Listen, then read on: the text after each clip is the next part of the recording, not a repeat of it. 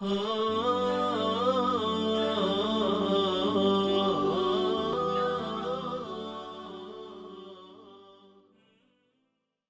بالله من الشيطان الرجيم. بسم الله الرحمن الرحيم. Assalamu alaikum wa rahmatullahi wa barakatuh. Today is day number 9 of the blessed month of Ramadan, and our continuing journey through the Hadith, the sayings of the Prophet and his infallible family members continues.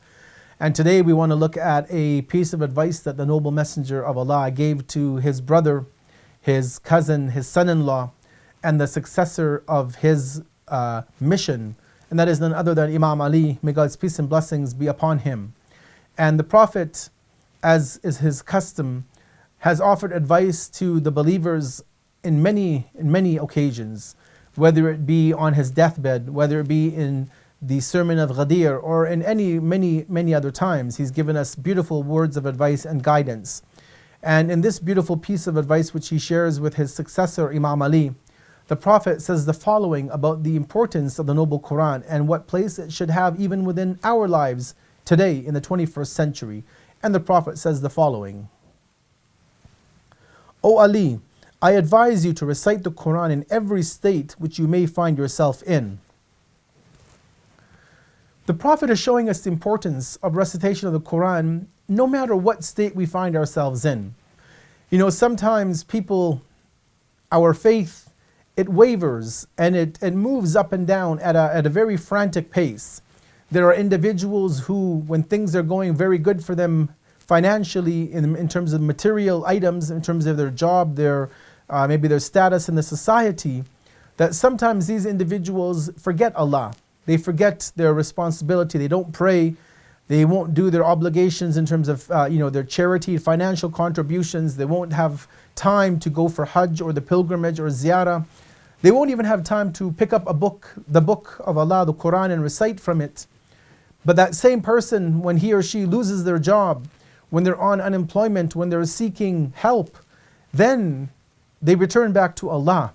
Then they remember the book of Allah. Then they remember the salat. Then they remember all of these obligations which have been there but they had forgotten about. Some people are like this, unfortunately, that we tend to forget Allah in the best of times and only turn to Him when things get difficult.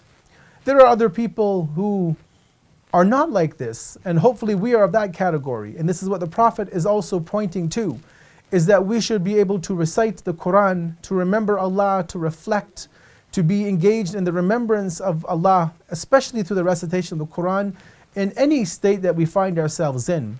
Whether we're at the peak of our career, whether we're the chairman of the board of an multinational company, or whether we're working for minimum wage, we should always be thankful to Allah.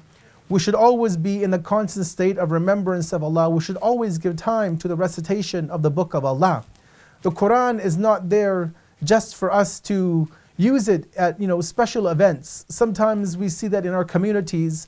When somebody passes away, we have time to recite the Qur'an. If somebody's getting married, we recite the Qur'an.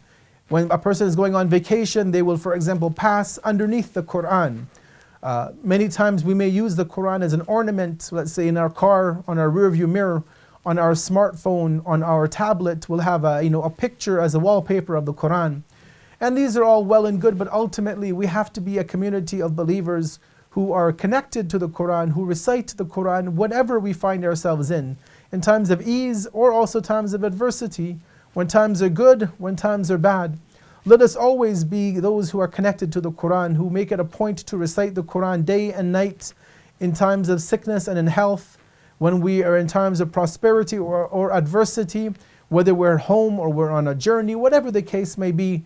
Let us take the time to learn, to read, to reflect on the Qur'an, and especially in this blessed month of Ramadan, let us take extra special time to recite the book of Allah subhanahu wa ta'ala. Wassalamu alaikum wa rahmatullahi wa barakatuh.